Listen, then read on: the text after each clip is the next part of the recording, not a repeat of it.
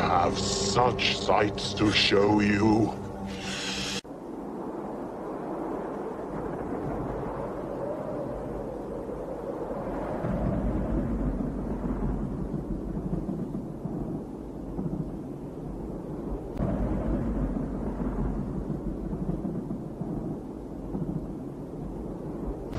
Oh, no tears, please. It's a waste of good suffering.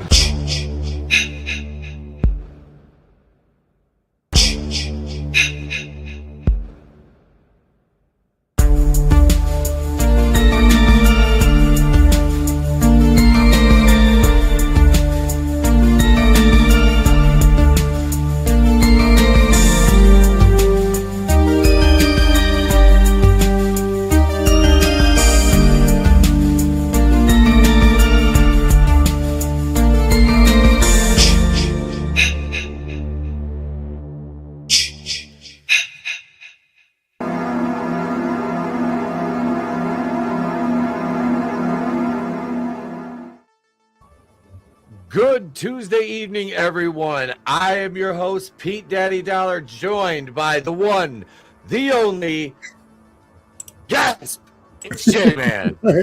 How's it going? Good, brother, good. Glad to have you here, man.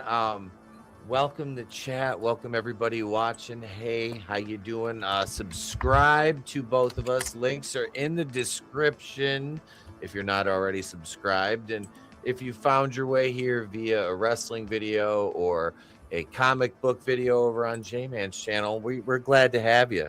We're glad to have you. It's Tuesday Night Terrorvision, episode number 85. And this is the only live stream really scheduled on the channel now, other than the Thursday member stream at approximately 2 p.m. Eastern.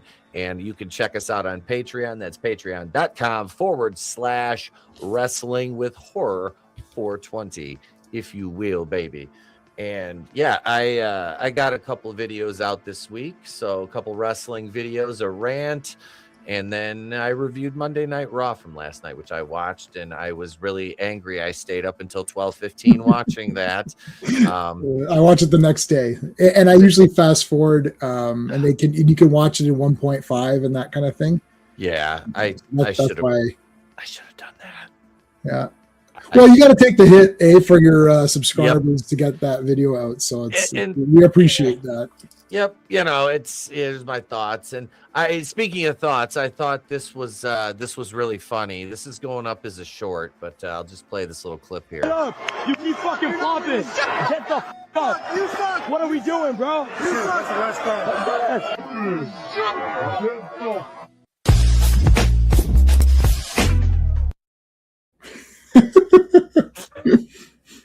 I couldn't help myself. Security guy there? Who was that? The guy trying to stop him? Yeah, the security guy was the one that was like, he leaned in, the black dude, he leaned in there. Yeah, I have heard way worse than this at Federation shows, at WWE shows I've been to from the crowd. Yeah. I've heard and had way worse said to me as a wrestler. Right. And not that it wasn't deserved, because I'm a fucking good heel, so I deserved every bit of it. But I mean, they, and then afterwards off air, there was video that circulated of Liv Morgan making him apologize to Roxanne. I'm like, did he really have to swear at her? No, but does it really warrant an apology? You're fucking heels. Like, roll with it. You've got the guy so mad he's swearing at you. Like, do you understand? As a heel, that means you're doing your job. You are not a baby face. You are a heel, which means you're supposed to do heel shit and make people hate you and want to swear at you and call you all kinds of names. And there it was.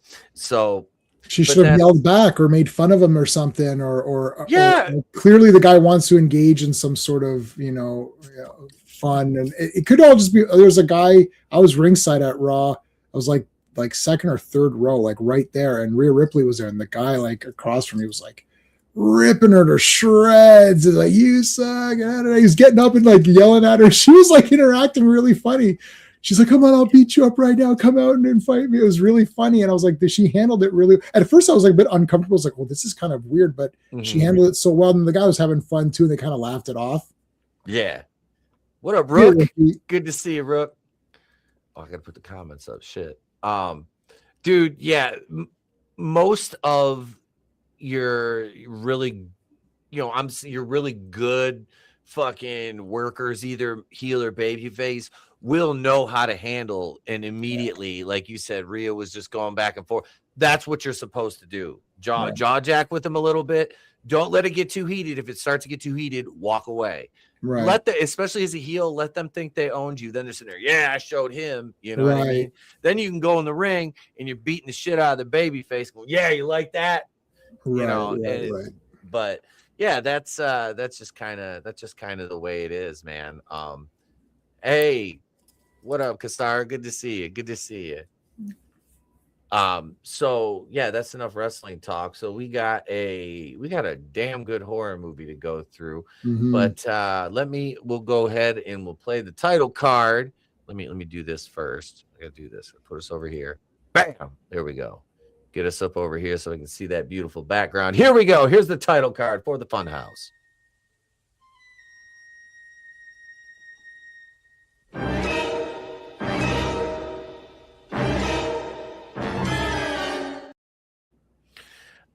This movie and Tobe Hooper is just let me first of all, I'm gonna do this every week now. I'm gonna read the synopsis for the Funhouse here.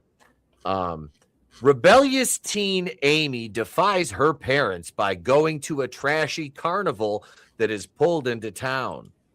In tow are her boyfriend Buzz. He's not really her boyfriend. They were on their first date.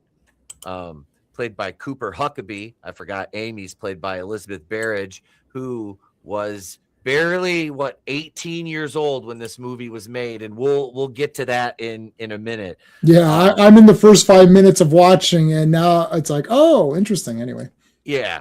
Let's see, her boyfriend Buzz and their friends Liz, played by Largo Woodruff, and Richie Miles Chapin, thinking it would be fun to spend the night in the campy Funhouse horror ride. The teens witness a murder by a deformed worker wearing a mask. Locked in, Amy and her friends must evade the murderous carnival workers and escape before it leaves town the next day. Directed by Tobe Hooper, this movie was released in 1981, March 13th, 1981. Wow, this is a minute ago. It's almost we're coming up on its 45th anniversary here for the Funhouse. That's crazy. It's an hour and 36 minutes. It pulled in a worldwide total of $7,866,999 with an international haul of, are you ready for this? $142. That's all it made internationally, $142. Yeah, I think this was on the Video Nasties. Let me check. Oh, and it's really not that gory. No, it's not overall. I think I was reading about, was it this one I was reading about where they put it on the Video Nasties by accident? There's another movie called The Fun Space House or something, and it got confused with that one, I believe. I'll research that while you continue. So I want to run through a list of the other films that Tobe Hooper is well known for here for our audience who might not be well initiated to this. Rookie says, haven't seen this either. Decent effects, though. Yeah, it really does have good practicals. But Life Force from 1985. 10 out of 10 masterpiece. Have it. Love it. I own that on Blu-ray. Yeah. Let's see. He had, of course, the Texas Chainsaw Massacre, 1974. Yeah. Own it. Love it. Whatever. Same. Poltergeist, love 1982. It. I have a VHS copy of that. Yeah. And the Texas Chainsaw Massacre 2 in 1986. Which is my favorite. Texas 2 is my favorite, and I met Bill Moseley. Oh, I haven't seen that one in forever. Oh, it is a 10 out of 10 bloody, and I mean bloody, masterpiece of masterpieces. It's the best. It's the best of all of them. Easy. It's better than part one. Gun, I'm gonna get in trouble.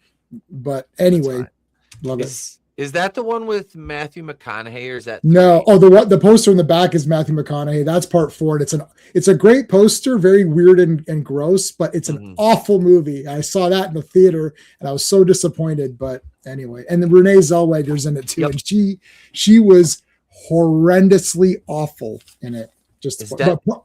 Is Dennis Hopper in 2? Yeah, he's wielding the dual chainsaws. Dual chainsaws. Yeah, that's a badass movie. Yeah.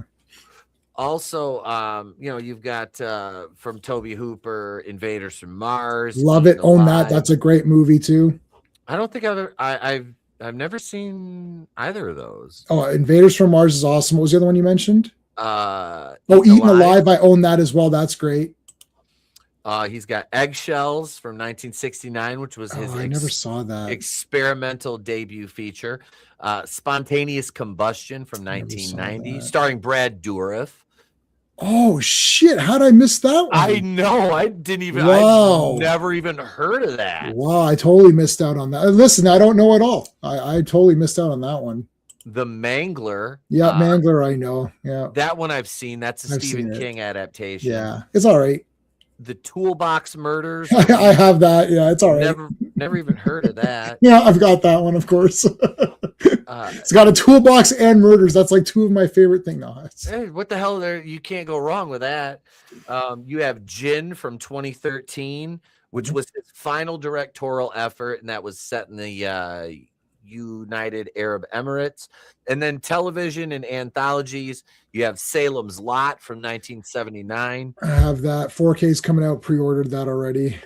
Body Bags from 1993. He co-directed with John Carpenter. Love it. Freddy's Nightmares. He did the pilot, which shows the Springwood slasher. I have that on VHS. Oh, the Springwood slasher. Yeah. God, I need to. I haven't watched the Freddy's Nightmares in so long. It's anthology horror. Only the first episode has Robert Englund as Freddy in the story. Otherwise, he's basically just the crypt keeper. Mm-hmm. Like he hosts the other episodes. He's like, this isn't one of my nightmares. It's one of your. It's it's just they probably filmed it in like one day or something. Here, say a bunch of lines, and then it's like Vincent Price in Hilarious House of Frightenstein. He came in for like a couple hours, and they milked that for every episode. It's like every episode he says 1 or 2 lines. So, dude, yeah, I love. It's like Tales from the Crypt. You had all those like. There was a ton of like big names involved. Oh yeah, with the production of that, and that's why the rights are so messed up on that show. Yeah. But the Funhouse, we don't have any issues there. The cinematography in this was really nice. Mm-hmm. The one shot of the kid walking into the car, it's just a complete literal one shot. Yeah, tracking him. Yeah. It was beautiful. You start with the beginning of the movie and holy John Carpenter Batman. Yeah. He completely redid the Michael Myers thing. Yeah. And then turned it into Psycho. Yep. The shower scene. And Elizabeth Barrage, who plays Amy in this, she's our main character, our protagonist. Our leading lady, you can see her on the screen right now with the crowbar. She was very, very young. They said she was 18 when this movie released, or 19 when it released. This movie was shot a year and a half before. Like when did they start filming? Right on her birthday, or the shower scene was the last thing they filmed. Are you 18 yet? Yeah, I'm 18. Okay, good. We can film that shower scene. Yeah, I was like, when the wife and I were watching this together, right. And I was like, man, how old is she supposed to be? She's like, she's supposed to be in high school. I'm like, okay, I got to find out like if this actor, because it's made in 81 and they did things a little bit different. This is not, sure. This wouldn't be the first time that they, pulled something like that with an underage actress in the role. But for all intents and purposes, we'll say she was 18 when this started. So yeah, her and what's up, Digsby and Classic Comics. Her little brother, what a little fucking weirdo. I mean, that has to be the weird. I understand you're playing pranks, but you just saw your sister naked and you're pretending to stab her in the shower while she's naked. Like, that is not a prank. That's psychotic. But then he's a normal kid. Right after that, I think Tobe Hooper's like, let me throw a curveball. Let me give you the Michael Myers opening, because if you're watching this movie, you've definitely seen Halloween. So that's not a coincidence. Oh, yeah. Obviously, it's Halloween turns into Psycho. It's a big fake out. Spoilers for a movie that's 40 plus years old. It's a fake out. It's a fake knife or a rubber knife or whatever. No one's harmed. But he just saw his sister naked. Like, it's not like he put like a spider in her dresser drawer or something. Like, it's just like, that's weird. And then it's like the kid is pretty normal after that. Like, I don't know, but well, anyways, we can go through as we go through it, but that was weird. It was very, very freaking weird. That I didn't get it. Like, why that was, I don't get why that was a creative choice, but yeah, that leads to where they're talking. She's like, what did she say to him? She's like, she said she'll get him back for it. It's like a very, very loose foreshadowing, or not foreshadowing. I don't know what the term is. So I know. Yeah, it's like super like the hanging down. Very. No, the whole thing is that later when her friends are like being tormented, the kid has the opportunity to try to escape and warn someone, but then he's not sure if she's tricking him or something. It was weak. That was a very weak plot point. The beginning shouldn't have happened because it doesn't match the rest of the movie. I think the beginning is there as a meta thing to trick the audience into thinking this is going to be a slasher movie, or whatever, just to fake you out as a fun fake out. Because after that, there's clearly a point to the movie with the two different families that we're watching. This is Texas Chainsaw Massacre almost exactly in every aspect of Texas Chainsaw. This is the same movie. Farmhouse, Funhouse, family, crazy, like normal four teens, kind of like loose, having fun. They get high, right? You've got one weirdo, Leatherface, one weirdo, this guy that we're seeing on the screen. He's kind of the slow idiot, same with Leatherface. Yep. Right? You have your patriarch character who's controlling it all. And the one girl runs off at the end. It's literally Texas Chainsaw Massacre repackaged. I didn't notice that until I've seen this movie a bunch of times, but not. I got the 4K, so I just got the 4K in order for this stream because I had a crappy DVD and I had it on VHS. So I said, let me get the 4K. So I watched on 4K, dude. It looks pretty goddamn good. Really? Like, I was a bit shocked. The beginning with the puppets, the darks are so good. The one thing with 4K is they really fixed the black and the contrast on a lot of these movies. Yeah. Where like even here, this looks washed out. On 4K, it's like sharp and black and clear. And anyways, but yeah, then as I was taking notes, I was like, oh my God, this is Texas Chainsaw Massacre repackaged. I mean, that's a good thing, right? Yes. But it's not exactly the same, but the themes are there. But the parents though are overbearing. They're supposed to be like hyper religious and overbearing where, mom's a drunk. She's a drunk. Yeah. I didn't think they were that. I didn't think the parents were that bad. maybe now I'm older. There's a scene that really calls into question their parenting, and it's one of the darkest moments in this movie. And it's not even a violent scene. And Jay, man, you know exactly what I'm talking about. But yeah, the beginning of this, where she's going on her date with Buzz, the dad's not happy, and you see her get in the car, and it's like, how old? This is motherfucking like Patrick Swayze in Dirty Dancing. This guy's like 45. He's like, that's what I'm saying. The parents knew what they shouldn't have let her. They said, don't go with that guy. Yeah, don't go with him. Yeah, and then the little brother's watching, and this motherfucker just sneaks out his bedroom window. Like, they have no idea. And then you faintly, that's one thing they didn't do. Like, some of the audio in this was a little dodgy. Like that scene, you faintly hear the dad say, "Oh, something about going upstairs and telling him," and she's like, "Oh, I'll wait till tomorrow morning. We'll take him to the carnival tomorrow," or something like that. Yeah, you could barely hear. The audio was fixed on the 4K, but they still give you it's basically, it was mono, so it's difficult. Like, they can fake 5.1. It wasn't meant to be that way, so it's like, I don't remember if that particular thing was fixed or not. I don't remember, but sometimes it's not the right thing to do to fix these, to fix these movies, because you lose some of like what was intended. So that was intended to be like like the parents, they kind of care, but not really, or whatever. Like it. So if it's, and it's intended to be almost a subliminal, like, so you kind of heard it's like, is that what I just, whatever, and you kind of move on. But I do like the carnival. Like, I like the sleazy carnival setting. That's kind of cool. It worked very well. It worked very well, and it looked authentic. It really did. All the carnies looked greasy. You had the hobos walking around, the bag lady. Yeah, she's great. Yeah, there was a lot. I'm at the parking lot scene. There's a lot of nice cars in this movie.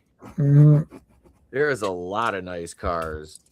Hey, I just realized the final girl is the only one that is nude in the movie. That's reverse. Yep. That's a reverse on that trope. I don't think that trope was firm. This is what was this year? 1981? 81. These tropes, I don't think they were that firm.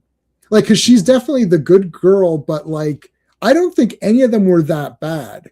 No. Buzz really wasn't that bad of a guy. He never really pressured her or anything. The other two were just your stereotypical horny teenagers. Just they were pretty one-dimensional characters.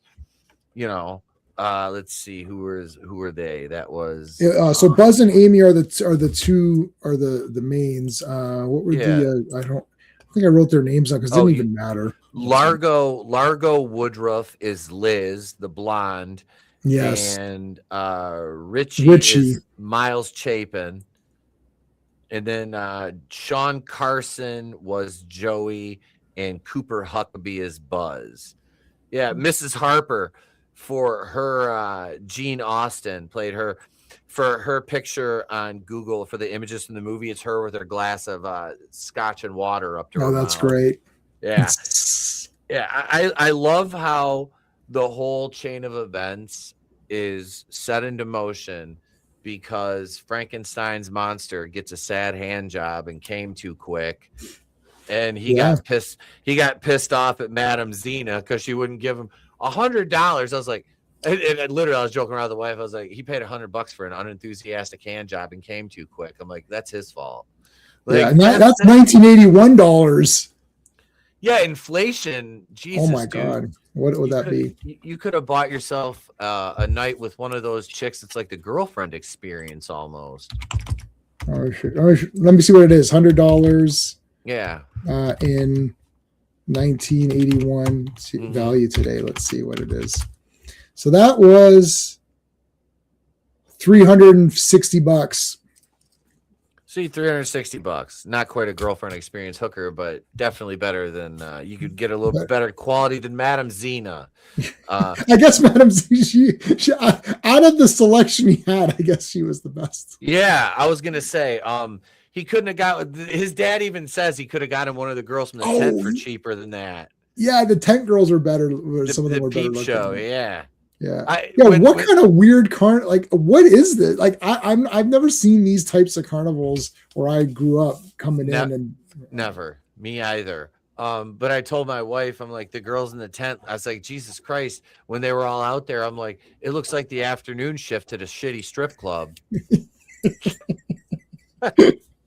It's like a Wednesday afternoon at like 2 p.m. This is your selection.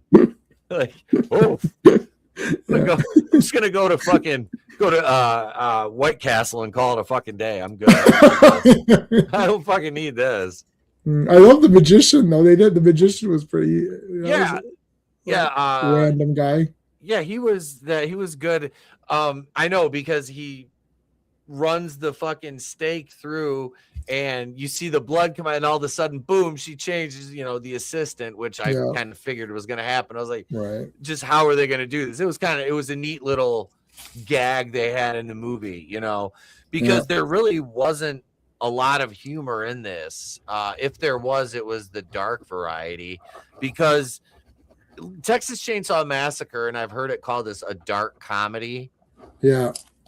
I'm sure I've heard that. No, I've heard that. It kind of, I mean, it is, I guess, like all of these movies are like that in a way too. Like there's a slight like preposterousness to it. Like, how is this carnival like survive? Like, I mean, like, oh, we'll blame the locals. It's like, okay, you just killed that woman. Like, but now we're just used to those as horror tropes, right? It's like, I mean, they're going to get caught in 2 seconds. Like the cops, it's like, gee, what happened recently? Oh, there's that carnival with those weird people. Like, I mean, they're going to get nailed immediately if there's something going on, right? Like, and that guy's in the mask, and like, it's one of those, like, once he removes the mask and he's this creature, that was not what was under that mask. You know what I mean? It's that thing where they can behave normally if they're in disguise. And then once their disguise is revealed, he's now like a monster. It's like, because the guy in the Frankenstein mask was functioning just fine. He was pushing the carts around, motioning people. And now when he's this thing, he's like this wild beast. And I mean, that trope is in every movie where there's a reveal of a monster face or whatever. Like even with Friday 7, as soon as his mask breaks in half, now Jason's way more like active and he's more monstrous again. It's like, you've revealed the monster within, and the mask was containing Jason. And now that that's broken, he's now just, free and doesn't care. And even with this guy, like now that his mask is gone, he's like crazy. So that's a trope, but it's also fake, right? Like if you were really this crazy, I'm not wearing that mask wouldn't stop you from being crazy or whatever, but stylistically it works. So that's why these movies can still work in the movie you're watching. And this is like a bit of, this one's kind of funny sometimes too, but like there's weird stuff like the cow, like the 2-headed cow thing. What the hell? That like, I couldn't tell if that was real or not. Like actually the one with the cleft palate got me. Yeah.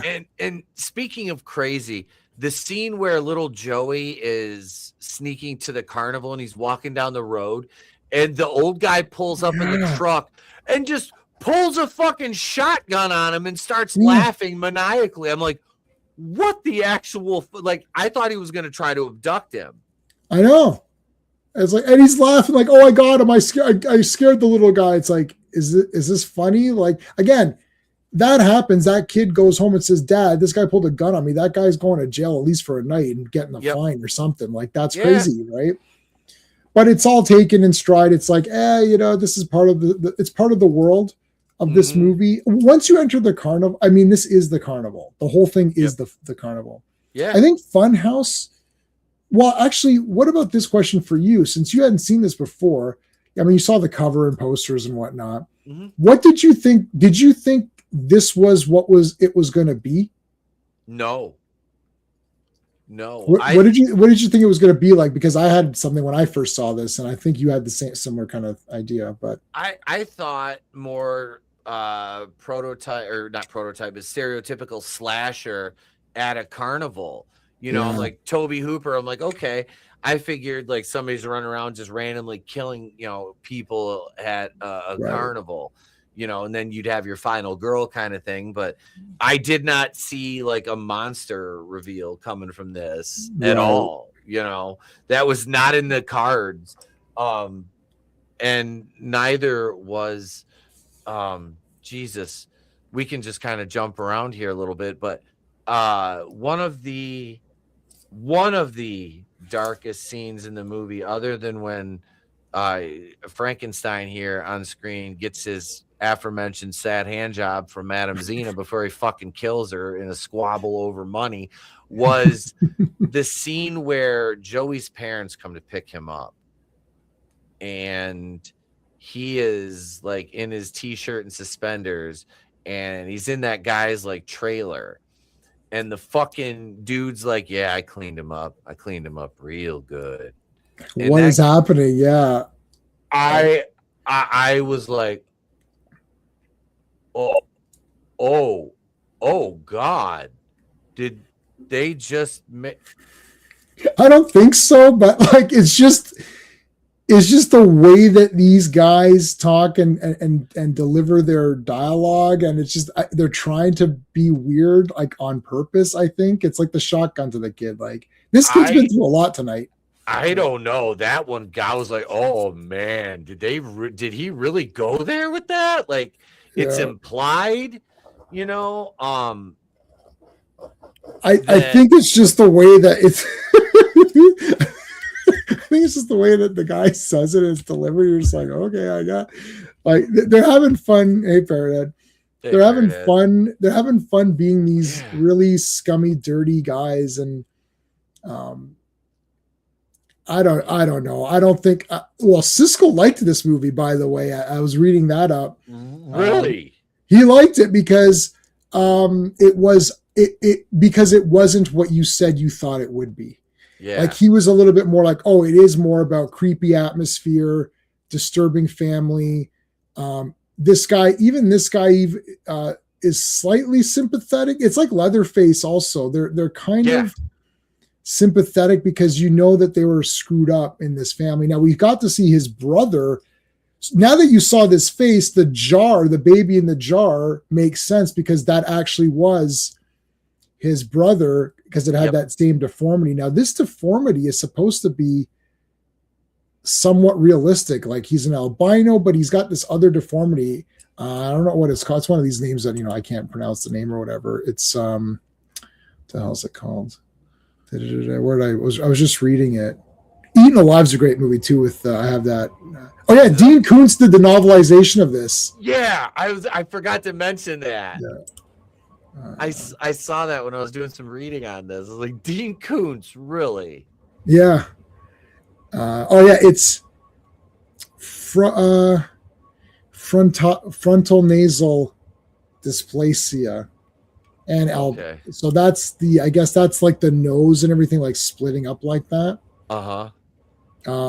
Obviously not as monstrous as this, which is, a way more movieized or whatever. But I love that this carnival. Well, I guess the women aren't nude.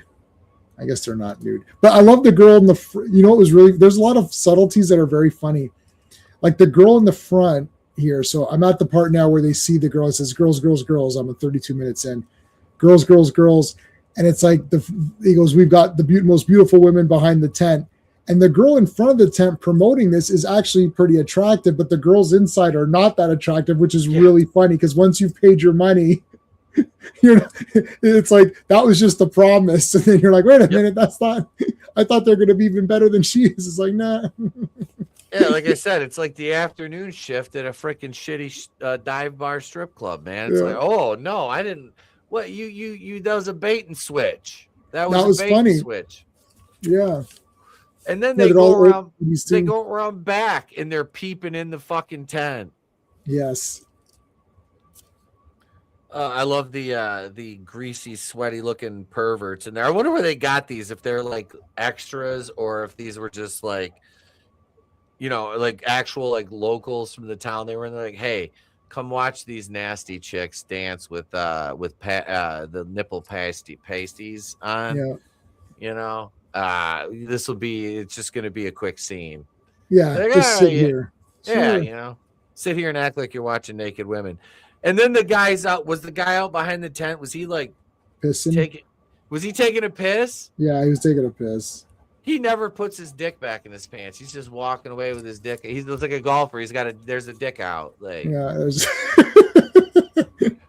yeah, I don't know. I love the guys there. Guys are enjoying it too. They're like, yeah, woo, woo, woo. Like, but nothing's happening. I don't understand why they're getting all excited over this, but like nothing's really happening. They're just moving around. I do love that they're looking through the tent, and she's eating her cotton candy like it's all good. Yep, just whatever. There's a lot of setup. This is the same as Texas. It's really a lot of setting it up with creepy little things that happen before the last half hour of craziness. It's almost exactly the same setup. Like, it's basically 1 hour of just weirdness and wandering around, and then all the crazy shit happens. Like, basically when Leatherface breaks in and hits the first guy, and then puts the girl in the hook. Like, from that point on, it's crazy. And in this movie, it's pretty much once they steal the money and they can't leave or whatever, and then like they drop the money, and then that's from that point on. Or I guess when he kills Xena, get started from there. But yeah, he's behaving normally now. Our albino friend, because he just walked by them in the crowd, like, yeah, like nothing. He was just walking through the crowd like a normal fucking person. Yeah, they have the bright idea to sleep in the funhouse. Like, are you insane? Yeah. Like, I even told my wife, I'm like, she's not dressed for that. Like, she's got like a dress and shit on. Like, I thought that too. I'm like, you're woefully prepared for this. No flashlights or anything like that. Like, just, hey, cowabunga it is, kids. We're gonna sleep here. It's like, what? Like, to what end? Is that really a thing that's like, am I going to be impressed? Like, oh, I slept in the funhouse. Like, oh, okay, so you slept there. Like, did you catch hepatitis? And if so, was it A, B, C, or all of the above? Well, which of the letters? Yeah. Yeah. Like, which alphabet do you want to talk about? I mean, the main character, Amy, she's like Buzz wasn't like a dumb character, although his death was kind of. I'm like, you wasted way too many bullets.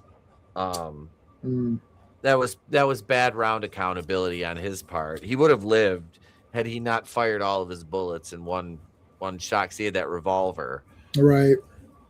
And then fucking Joey, yeah. See, he's acting normal here because he just pushed the car into the tunnel. Yeah, he's completely fine. He's functional. Yeah, he's just standing there on the ramp.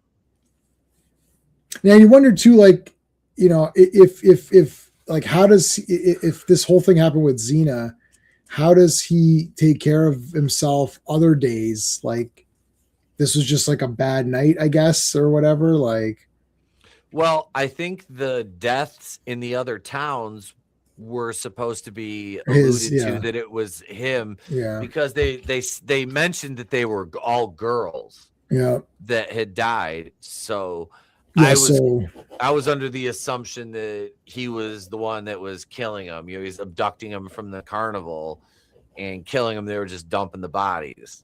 Yeah, I guess so. And then so it's like they're like his, quote unquote girlfriends or whatever. Yep. Yeah, he shot his load prematurely. Yes, that is what happened.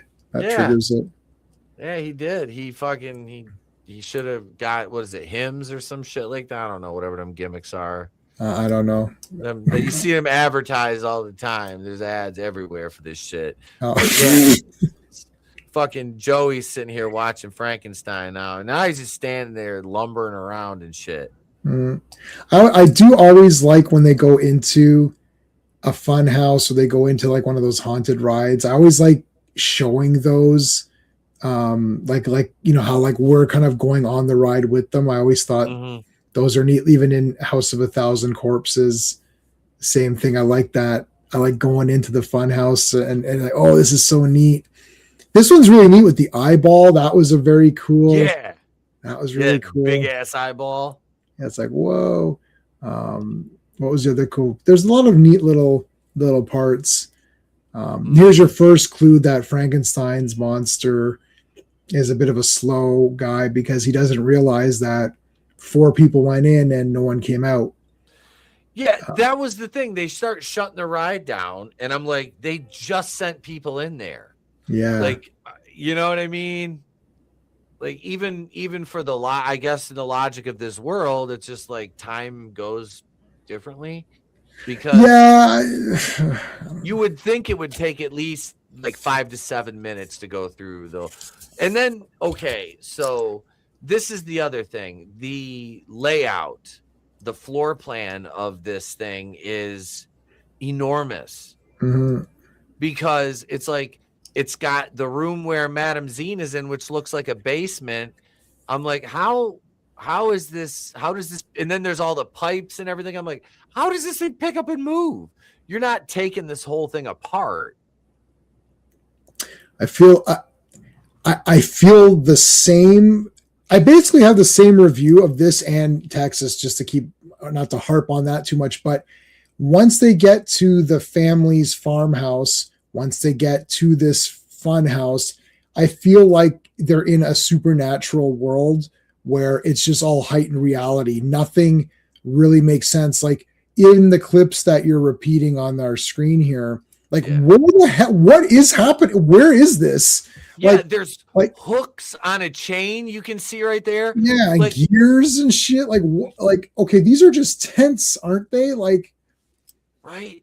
Yeah, I think Tobe Hooper is a genius in doing it this way, in the sense that the movie starts out normal and it's everything that we know. So it's like houses, cars. Okay, it's teens. We are following them. They're going to a place. And while they're walking around, same with Texas, while they're walking around, the environment and the world of the film is changing while we're watching it into a nightmare fantasy. And you have to survive it and get through it. And I think that's what he's saying. And whatever you had that your family gave you raising you, or whatever you have deep down inside that can make you survive, like Sally Hardesty could survive in Texas, and Amy can survive here because of whatever qualities she has, that she can beat this thing and get out. And that's what you're left with to escape this nightmare. It's pretty awesome the way it's done. I think both movies, like this was on the Video Nasties, I checked. This does not belong on the Video Nasties. Like neither does Texas. Neither of these movies really have any gore almost at all. This one maybe a little bit more than Texas, but like, yeah. I mean, this is nothing compared to even like Friday 3 or something, or what, like, I mean, or, you know, like no, even some of the earlier Friday, even 1 or 2 really. So the Video Nasties, like Evil Dead had a tree scene that was quite shocking for audiences back then, I'm sure, which would be like, oh yeah, that's on the Nasties. Like, I don't know, like nothing really happens here that's that bad, right? Like, no. For it to be on there. So I think people just, you know, they're reading into it. We're just like Texas, like you're like, oh, Texas, oh my God, chainsaws. Oh, it's like nothing happens.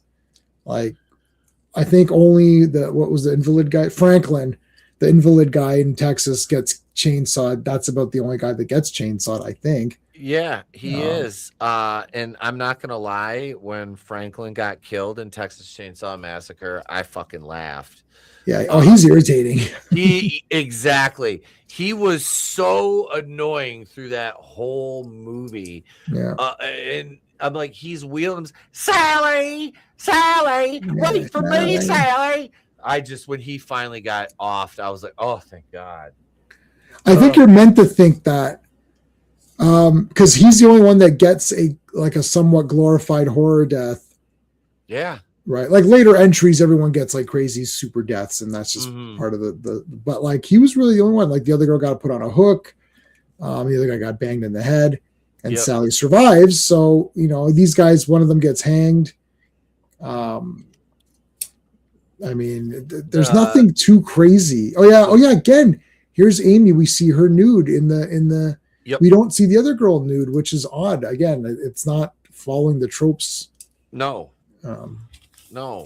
And then the Liz, when she falls through that trap door after what's his name, Richie or whatever his name is, gets he takes a fucking axe to the head from Buzz. Like he wasn't even dead.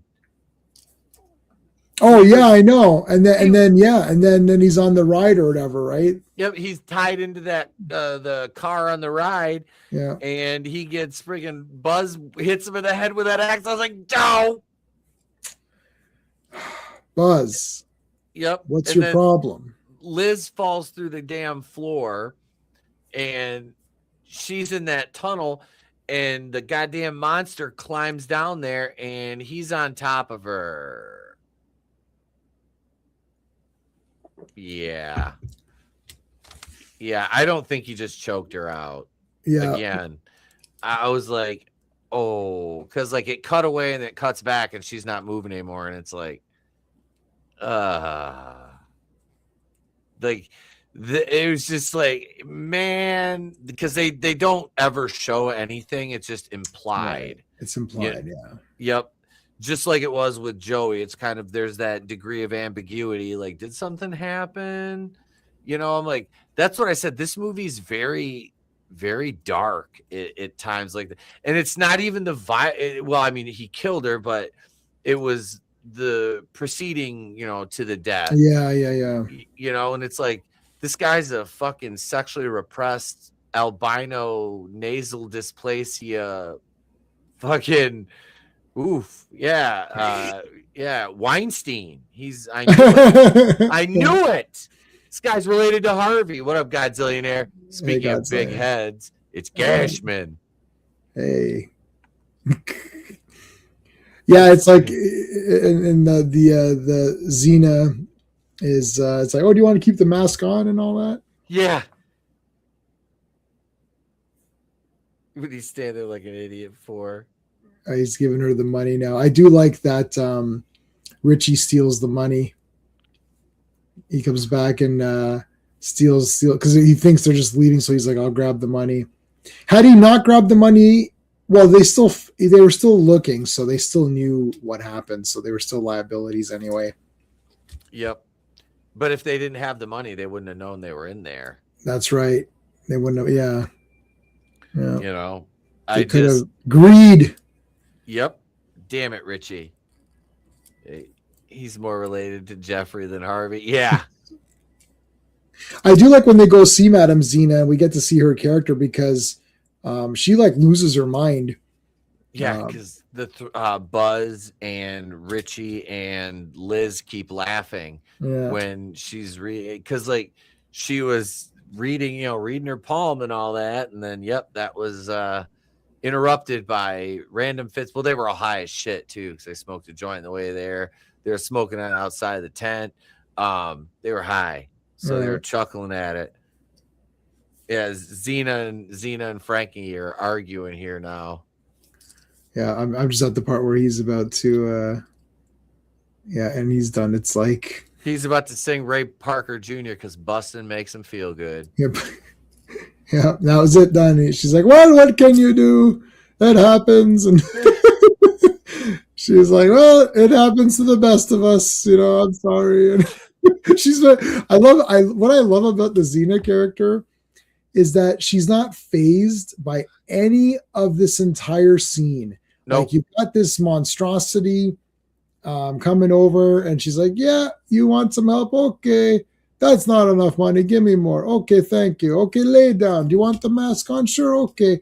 Oh, does it feel good? Oh, that's it, hon. Well, what can you do? Like, it's just like so relaxed. It's just like, it's like she, you ordered a Big Mac and they come and tell you that they're out of the sauce or something. And you're like, oh, okay. Well, I guess I could give me a quarter pounder then instead. Yep. Yeah. It's just like, she's so relaxed about it. Like, yeah, there was no sense of urgency that this guy wanted a sad hand job from the fucking fortune teller. Like, yeah. No, it was just, all right. right. Yeah, it's like, I do like Tobe Hooper he's doing this. I'm not sure if it's just to cut away from the violence, but he keeps cutting to the different mechanical, the dolls and the props. I think it's kind of neat. I'm wondering if it's there just to help us get through the violence. And so it's not too rough for people, because audiences back then, they're not seeing all this stuff. I think sometimes you go back to these movies, like I mean, by the time I saw Texas and by the time I saw this was like absolutely nothing to me. Like this was just so tame and like this is borderline, these are just boring movies where like nothing happens to the last 20 minutes. Like that's how I would have been viewing these movies if I was of that type who doesn't appreciate where things come from and how they evolve. But I love this movie and I love Texas as well. But it's like I can see, like this is where everything started from, right? Like how they incorporated just the shots, the colors, like the colors and everything. This is shot. I guess it's more polished, obviously, than Texas, because Texas is supposed to look documentary-ish. Yeah. This is very polished. It shows that, look, Tobe Hooper can make a very good-looking movie with a lot of cool, just random shots of things. Even the opening credits, instead of Halloween having the pumpkin or whatever, it was just like random different prop dolls or whatever, like carnival dolls or whatever. That was kind of cool. My favorite for these props, yeah. And Bob, I called him Bob, Richie and Liz look like Bob and Linda from Halloween. She's very PJ Souls. Yeah. And I don't know the actor that played Bob in that. It was supposed to be Dennis Quaid, who was PJ Souls' husband or boyfriend at the time. But no, this guy basically reminded me so much of him. This took from a lot of other movies. Hey, Relic. What's up, Relic? So yeah, they're finding that they're locked in now. The one door, how it's the one's bolted, not bolted, but like chained shut. Yeah, the whole escape thing to me, I'm like, there's got to be a way out of there, like through the lower part of it. And then, obviously they find that the money's missing, so they know that they have somebody else in there. And the dad is just so calm about it. And then he starts arguing with Junior there. Yeah. It's like, but like everybody is so used to how it is. Again, it's a family dynamic. Yep. Even with Texas Chainsaw, like they're having these little family squabbles and there's like the woman nailed to the chair, right? Or whatever, right? And then like here, it's like you realize that a bunch of people just saw your crazy son murder someone and you're pretty relaxed, like, oh yeah, we'll get him, I guess. Like, but I do love, oh boy, you're so stupid, I gotta teach you the value of $1. It's just like the Sawyers, like the guy saying, you what are you doing? It's like getting angry at Leatherface and stuff. It's like, oh, you ruined my hammer or something, or whatever they're yelling about. And it's like same kind of thing here. It's like this like family. And then we didn't get to see all of the carnival. I would have liked to have seen more of the carnival guys, but clearly, I mean, this guy's the guy that you're waiting to see. Yeah. So no. Go ahead, sorry. No, go ahead. I was going through the comments. I paid for these props. Yeah. Yeah, we're gonna show them. There's a lot of backstory just already laid into this, and we get a lot of that exposition from the dad when he's saying, you like when you killed them 2 girls over here and them other girls over here, and he's yelling at him. He goes, "We don't kill our own, only the locals." Right. Yeah, that was a no by. Yep. What the hell is this guy called? What is this guy called? I don't know. His name was. What is he? It's on the cast list here. He was the monster. Wayne Monster. Okay. Wayne Doba. Oh, Gunther. Gunther. The Ring General. Hey, Ring General. The carnival. The Carnival General. He puts everybody in sleeper holds. Gunther. And then he slaps everybody. Calls them little bitches, slaps them. I got every time Gunther's music starts, it goes. I did that on one of my old Raw reviews. I'm like, and then Gunther comes down to the ring, and I played Baby Shark. Oh, I don't know. I don't know what. Oh, it's a little kid song. It sounds like the beginning of Gunther's music. Oh, okay. It's fucking hilarious. I was like, that was the thing for the longest time. I was like Gunther's music. I was like, oh, here comes Baby Shark. Do do do do do. Baby Shark. Do do do. Oh, I know. I know that song. Yeah. Yeah. I know that. Yeah. That's the freaking Baby Shark thing, man. Yeah. And that's I said I couldn't get that out. It just was like Gunther's music, but yeah. So his name is Gunther, huh? All right. Yeah. All right. I guess that suits him. Yeah. It works. What the hell was Leatherface's name in? They say Bubba, don't they? They just say, did they just call him Bubba? Is Bubba something like that? I was just trying to say, I was like, what was his name? Was Gunther. The guy that played Leatherface was Gunnar Hansen. Yeah. I'm surprised they didn't name him. I'm surprised they didn't name him Gunner or something like that as a nod. That would have been cool. Let me see what I don't think what is Leatherface actually called. Gunnar Hansen, they just call him Leatherface. But I think in one of them, the first 3 Texas Chainsaw movies are awesome. Like I really like part 3 a lot too. And I think they might say Bubba in part 3, or whatever. It doesn't, it doesn't matter. Mm. They're all named by the titles. It's like Hitchhiker, Cook, Grandpa. Like they're all named whatever their thing is. Yep. I don't think they have names. Like I think maybe they got names later, like Chop Top, right? Like they don't, they've got basically like handles or whatever. Yep. Like not really names, but it's the Sawyer family. Mm. We should go through some Chinese horror movies. Oh, I've got lots of Chinese horror movies. Last Relic. I don't know. Name a few that you like. There's Japanese ones that are cool too. I've got a few. What the hell was that one? I found it upstairs and I haven't watched it yet. It's hey, Shawnee Step. Mm-hmm. Thank you, dude. I'm gifting memberships. Wow. Pretty much everyone has a membership now because there's been like so many gifted ones. Yeah, thank you, man. Thank you. And he's got Dr. Manhattan's unless he means it to be Dr. Manhattan, but from Watchmen. Yep. I see that's another one. I haven't seen that movie since it came out. I never read the graphic novel either. Yeah.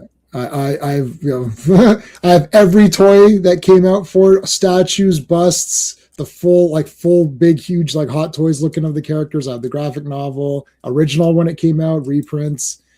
So I like Watchmen. I guess. Big Trouble in Little China. Yeah, I think we've both seen that. That's one I haven't seen in forever. I have it on the VHS I have. My mom recorded it off HBO in the 80s. Oh my God. Like that's like my copy of Solar Babies. She recorded that in 87, I think. Awesome. Like the year after it came out. Fucking Jamie Gertz and Jason Patrick. I haven't seen Solar Babies since it came out or whatever. That movie I remember I watched it so many times as a kid. Yeah, it's fun. I think I remember watching. Oh, this is cool. I don't know. I didn't get into it or whatever. It was one of those movies that was on like frequently, so I would just rewatch it, and then she recorded it. But why he's just freaking out right now?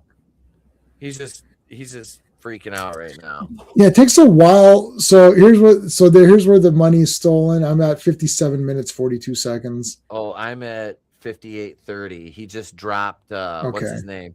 Just dropped what was it? An inhaler? Yeah, he had his inhaler in his pocket. Or what is that? I think it's an inhaler. It fell down on the floor right now, and Pops just found it. Yeah. See, it still hasn't actually technically gotten to the crazy parts yet.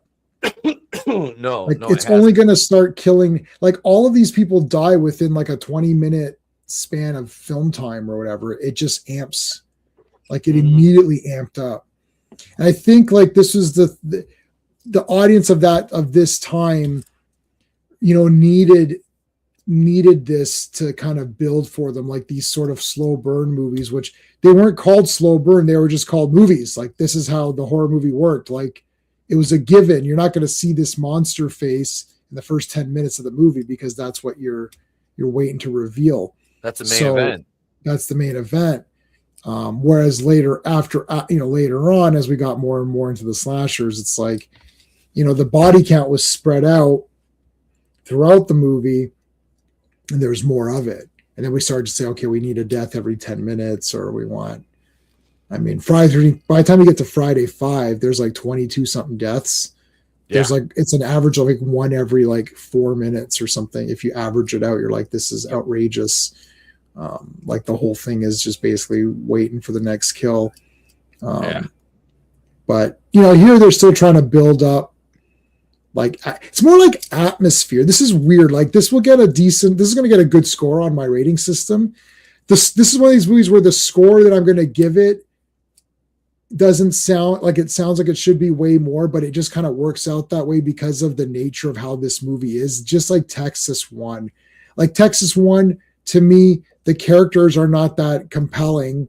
No. And the story isn't really anything, but it all leans on the artistry, right? Like the sort of that slow creeping pacing, like it kind of, that's the strong points of it. Like, you're not going to walk away from this and think these characters were anything that great. Like, this guy looks cool because he looks cool, but the fact that we are not clear on his name says something, because like Leatherface, everybody knows Leatherface. It doesn't matter whether you've even seen the movies, you just know he became an icon. And even before like 2 and 3, you're like, oh yeah, Leatherface, like, shit, yeah, I get that guy. This guy looks awesome, but it's like, hey, what was his name? Like, he should have been called, like, I don't know, Monster Teeth or Fang Face, or make up some kind of, like, there, I just said Fang Face. I just made that up right now. So call him Fang Face, and that could be his moniker, because like, it doesn't, but they weren't thinking that way. Like, this is us thinking like, oh yeah, well, we got to franchise this. There's got to be a Funhouse 2. They've got to do Funko Pops, and guys are going to get tattoos with Did you get the Fang Face tattoo? Yeah. Like that kind of shit, right? Yeah. I'm getting Fang Face and Leatherface together side by side. Yeah. Like that kind of, the Tobe Hooper pantheon of guys with the space vampires over top. Like, like, there's some guy out there who's got the Tobe Hooper back piece, which has like, right, it's like, Leatherface on the top here, and then you got, Fang Face on the side, and you got the naked chick from Life Force. It's like the Tobe Hooper back piece. You could put, what's his name, Mr. Barlow on there too, from Salem's Lot, right? Yes, Salem's. Yeah, throw him on there. Poltergeist has guys you could use, right? Yeah, that fucking clown, that clown from Poltergeist. I had one of those as a kid. Somebody made one. Oh, awesome. It was like 3 feet tall. It wasn't meant to be like the one from Poltergeist. It just happened to look like it. I took that thing and shoved it in a closet and hid it under a bunch of like old Afghans and shit. Right. I hated it. That movie freaked me out more than any of the Friday the 13th or Halloween movies. The first Nightmare on Elm Street scared the shit out of me. Yeah. The third one I saw first, that one didn't really scare me a little bit, because I saw it when I was like 7 or 8 years old, when it came out. It was a little bit, but it had enough humor in it to where I was like, I want to be him for Halloween. And I was Freddy for Halloween. Like I said, Trey still plays with my Freddy glove I got when I was a kid. Yeah. But the first Nightmare on Elm Street was legitimately scary. This movie, at no point, there's a few little jump scares, like but they're not what, you would come to find in modern horror in terms of jump scares. Yeah, this is very atmospheric, and it builds, like you said, it builds for an hour towards that. It's basically that slow creeping dread, like Texas Chainsaw Massacre, which is like where you're there going, they're not going to get out of this, like none of them, Right. Whereas like, Jason, it's like the movie starts, some of them, and you got to kill like that, Hey, Havoc, never saw this, and they have to go to bed. Sorry. Well, they're looking at part of the ending right now. This is the best. This is what Pete's showing in the background is pretty much the most you get to see of this particular monster. I guess they weren't 100% sold on the makeup, but it looks pretty cool to me. And I like him. He looks cool. Like he could have been maybe work on his outfit a bit more, but he could have been a franchise character if there was a second Funhouse, Return to Funhouse or something. I don't know. This came out the same year as The Burning. He's very Cropsy-esque. I got another great one that just kind of nobody knows what Cropsy is because it just didn't go anywhere. I think The Burning, I mean, if you could like there's both slashers. Technically, I guess this is a slasher, but I mean, The Burning has a way higher body count. I think that I the two of them, I would take The Burning all day. Oh yeah, for sure. I fucking love that movie. Yeah, it's awesome. That is such a good movie. And I actually, it's on my horror review playlist. If you're interested, I did do a video on the raft scene. That's awesome. Which is, it was such. He uses pruning shears, man. Like, what a gnarly weapon. Yeah. But yeah, so we're just about to get into the killing here, which is, like I said, we're this movie's 95 minutes long. You're an hour and 5 minutes, almost an hour and 6 minutes in, and the only person that's died is Madame Xena so far. Right. And she was unsympathetic because she was already she was already kind of bitchy, and she's. Yep. I mean, these fortune tellers are fake anyway, so they're scammers. So she wasn't like this. Yeah, Burning for me is like awesome. It's tough with these like this and Texas. It's so difficult because everything is there and it's done well, but it doesn't play out like a movie that is enjoyable. Like, for example, The Burning, the characters are fun. I love the bully guy, and all of the interactions with everybody are super neat and funny. And then you've got the killing, and Cropsy's got a cool little origin. And you got the one guy who was a teen when it happened, and now he's the guy there. You got the raft scene because there's got to be one cool thing, like the sleeping bags in Friday. The raft scene, like there's got to be something that you can point to. The sawing in half and Terrifier, not enough of a body count. This is 1981. The term body count, that's not even something to be discussed. Like the fact that this movie is as dark as it is, just like Texas, for the time that it came out, for the production values that they could achieve, this is a monumental achievement in horror that helped the genre. Sitting now today in 2026, watching this with behind me sits 1,000 horror movies. This is also one of them. I've got the 4K. So, when amongst everything, looking back and scrutinizing it, it's not going to get a 10, right? Like I'm not giving this a 10 out of 10, even though it kind of is a 10 out of 10. It's one of these, like, I appreciate it, just like Texas. I don't think Texas is 10 out of 10 either, in my personal opinion. Like, I like Hellraiser 1 better than Texas. I like The Burning better also. I like Texas 2 better than Texas 1.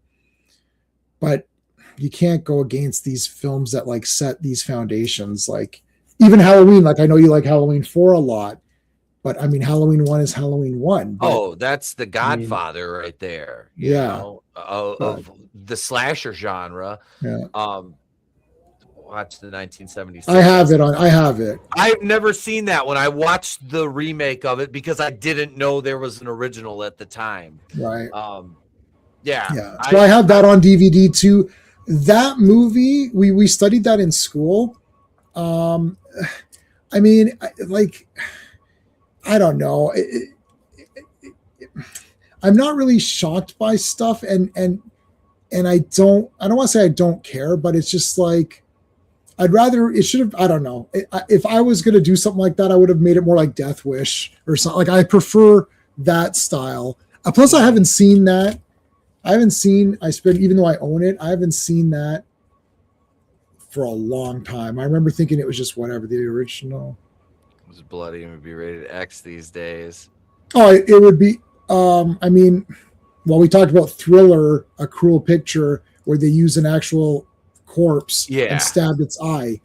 So, I mean, how far back do you want to go with these weird ass? Phantasm 1 was rated X because the guy urinated himself. Yep. And got drilled in the head. They're like, you can't have that. So they had to remove that. Plus, the rating systems are different in every country. So in Canada we're looser, right? Because our movies are all weird and artsy and weird anyways. So like David Cronenberg, how do you rate a David Cronenberg movie? Like you watch Rabid and you're like, I know that this is definitely not for kids, but there's not really anything I can point to. Like Videodrome or Scanners. You're like, 80s PG had boobs, right? It did.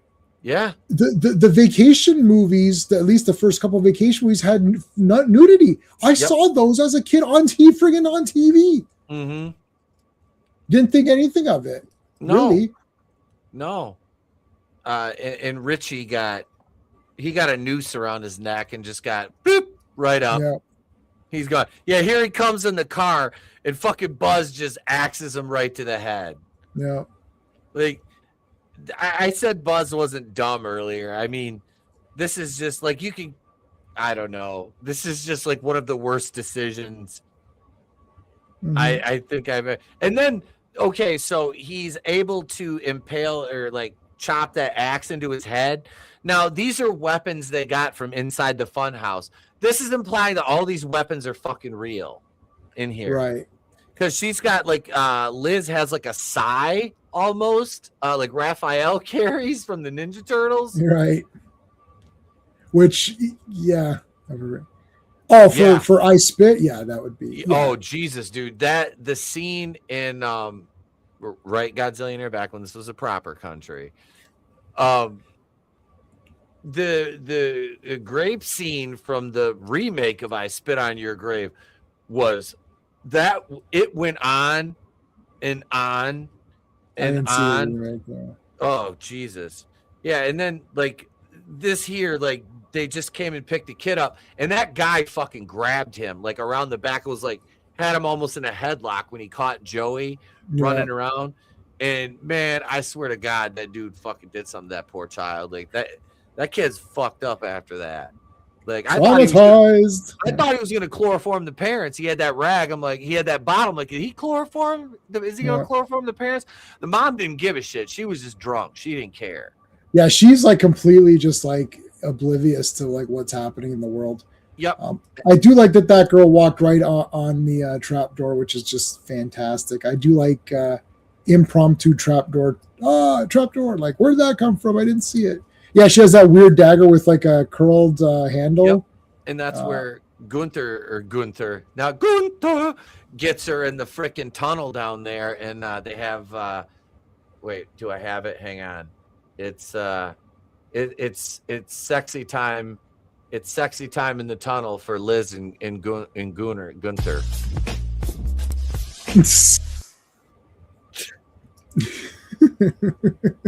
Yeah, Gunther, let's go.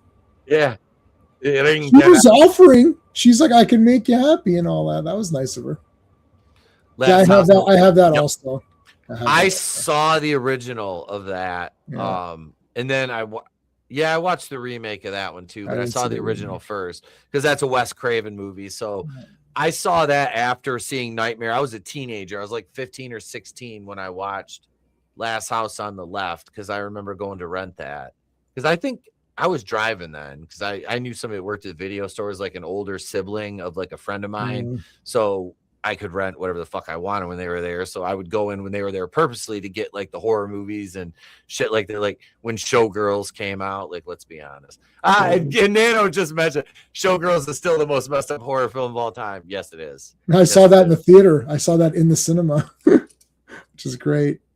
But yeah, no, Last House, I haven't seen that in 100 years. I remember a lot of these movies that were mentioning I Spit, Last House, I thought they were just kind of boring and like nothing was going on. Like that was my impression versus because when I'm watching like Texas 2 or what was the other one we just mentioned it? Nightmare. Yeah. Like to me, those are the super awesome ones. Like I've got all of the Hills Have Eyes. Mhm. All four, the two originals and then the two remakes, and I prefer the remakes. Really? Yeah, because I watched the so I've got all four. I own all four. They're on the shelf, and I watched the two. Part two was not great of the original. The first Hills Have Eyes was okay. It was all right. I was like, these are okay. I don't know. I was kind of, and then they remade. I thought, let me check these out, and I really liked the remake a lot. And then they did part two. I was like, kind of like part two. I kind of like the remakes better. Again, My Bloody Valentine. I haven't seen the original in a long time. I thought the remake was okay. Me and Trina reviewed that. I preferred the original. I think I do too for My Bloody. Yeah. Yep. Yeah. I preferred the original to that. The original Hills Have Eyes. I didn't know there was a sequel until a couple of years ago of the original. I've never seen it. The original I have seen. It was decades ago though. And the same thing with the remakes. I watched the original, the remake of the original on DVD. I rented it. And then same thing with the second one. I think I watched it on like Sci-Fi. I didn't mind the remake of the original. I thought it was good. The second one though, I was kind of like, Also, my remake is yeah, really. Yeah. No lies detected.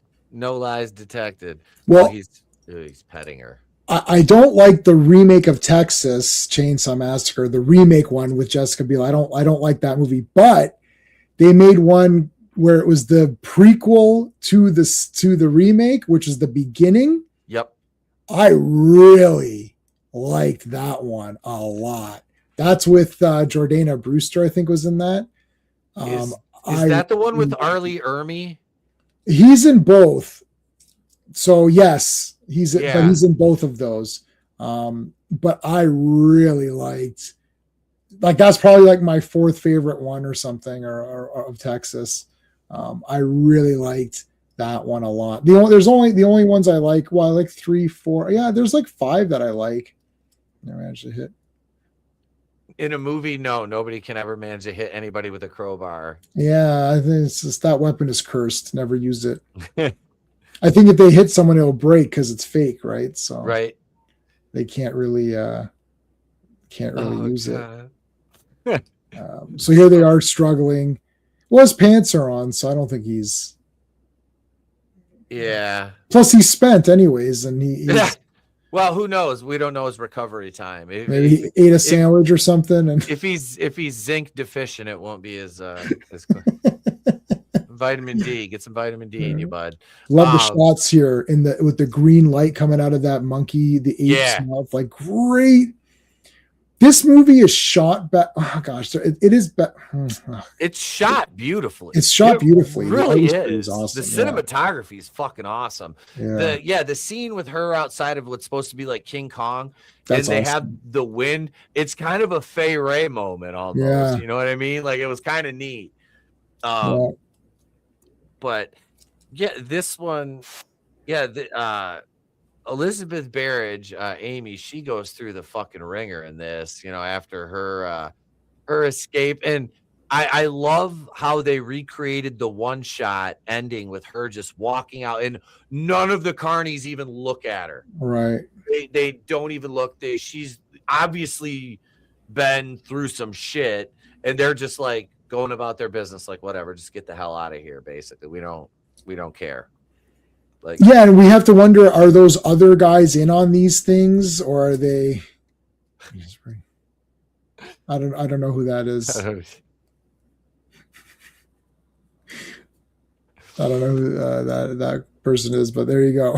Yeah, the dad dies just like John P. Ryan in Avenging Force. He gets impaled by a prone object. He gets run through on that sword, and then Buzz, like, he shoots. Well, he wastes all his bullets on him. He has one left, and he misses. And then the freaking gimmick comes in carrying his limp, dead body to her, and that's when they have the chase scene where she ends up in the bowels of the Funhouse, where you see in the scene here. Like I said, it didn't really make it didn't really make any sense that you've got like chains with hooks on them and all these I understand having some gears and stuff to run the things in the Funhouse, but the chains with hooks and that's like the room where Xena was looked like a stationary, like almost cabin kind of setup. It's like, I don't know. It was just an odd deal. It's like, so this whole thing just picks up and moves. What is it? A fucking transformer? So yeah, I think, and I even wrote like gears, and it's like, what is all this? But I guess again, it's a nightmare. It's supposed to be more, visual, and it's supposed to be more like, not real world. Like, we're in a nightmare now. Yeah. The bottom of my house looks like a slaughterhouse. Yeah, there's chains and stuff. Yeah. And they're moving around. Like, what triggered them to move? Like, I know it looks cool in the shot that they're moving around but like, Tobe Hooper was like, can I get some chains with hooks in here? I wanted that in Chainsaw and I couldn't do it. Can I get some in here? But what, do you want to score this thing? Yeah, I'm going to give it an 8 out of 10. It's really a 10 out of 10. This is one where my system can't really explain it. It's like so many things were done in this movie. All of the stuff with the parallel families, like going from your kind of your crummy, suburban life or whatever, and then you go into this nightmare world. And like, I understand everything. It's not one that it's not one I pop in often because I hadn't seen it in probably, like, I bought it on DVD and watched it a couple of times and then never watched it again. Didn't even realize I didn't have the Blu-ray collector's edition, that when we talked about it backstage, I said, I better order. So I ordered the best version just to have it for this stream. So yeah, it's a 10 out of 10, but I'm giving it an 8 out of 10 by my system, which it's a little bit slow in the build up for me. And the characters not anything special. And there's not enough of the fun things to the characters. They're just kind of bland. So that's why. All right. I'm about a 7.5 out of 10 on this one. Yeah. And a lot of it falls to pacing and the characters. There's really nothing to invest in outside of Amy's character. Yeah. You really, Buzz was your secondary protagonist, and he was kind of like, he killed Richie. He was the one that got him, he got him in this mess. I'll stay in the Funhouse. But no, pacing, really, character development or lack thereof, like even by horror movie standards, like this came out the same year. Okay. I'm sorry. A year before Friday the 13th Part 2.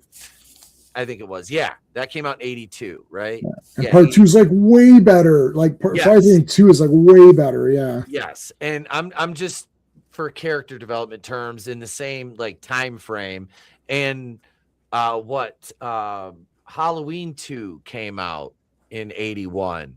So look at even the characters in Halloween 2 compared to that. You know what I mean? And I know it's apples to oranges. It's completely different, but still same genre. But yeah, this one's a 7.5 out of 10. I didn't hate it at all. It's a very dark movie, like Texas Chainsaw Massacre, like Poltergeist. But I enjoyed it, and that's gonna put a bow on Funhouse. Next week, I'm excited to announce that we will have my tag team partner, Killer Pizza, will be joining us. His link's in the description. He's got an awesome channel. He's got a really kick-ass physical media collection, a huge horror collection too. And he's my tag team partner. Go subscribe to him. He's going to be on, and we're going to review Slumber Party Massacre, which I have never seen. So I'm getting ready to watch that. And I got 2 and 3 too. So yeah. Just watch them all. They're like, I don't know, 80 minutes or something. Like, I've literally had bowel movements that are longer than these movies. It's like they're so. Part 1 is a masterpiece. It's a freaking masterpiece. So yeah, that's next Tuesday. Thursday afternoon here we will have we'll start it'll be between 1 and 2. It's just whatever my schedule is by then. I've got to work Wednesday and Friday this week so far. But yeah, we'll see if anything adjusts. You'll see the movie Keep. Yeah, I have it on 4K Havoc. I haven't seen it. Yeah, Yeah. I'm not seeing It looks all, yeah. I've got the 4K from Vinegar Syndrome, and they're releasing another 4K if you missed that one, because that sold out in 1 second. But yes, the Keep is cool. Maybe we can look at it one time. If I think I can probably get you a version of that. But yes, I've seen the Keep. Even weird things like that just pop up. That just so happens I just got the 4K of that like a few months ago. I've had it before that, but there has never been a good version of that anywhere. But yeah, the Keep is pretty cool. Nice. Well, yeah. So join us for Slumber Party Massacre. Member stream will be Thursday afternoon. We'll start at either 1 to 2 o'clock in that time frame, and we'll go for an hour. And we are working on another, just a one time only. We'll get the kind of get the band back together with the guys, and we'll entertain you one evening. We'll figure that out though and let you know on the community tab. But thank you everybody for tuning in. Welcome to all our new channel members. Thank you, Sean Estep, for gifting those memberships to an additional 10. So there's a bunch of new channel members here, so welcome. You get a member stream every week. And you can check us out on Patreon, patreon.com/wrestling with horror 420. That's it, gang. That's it. J-Man, thank you for being here, brother. Thank you. And gang, that's it. If we don't see you, have a great day, a pleasant tomorrow. We'll catch you on the next one. And remember, it's always better to burn out than fade away. Deuces.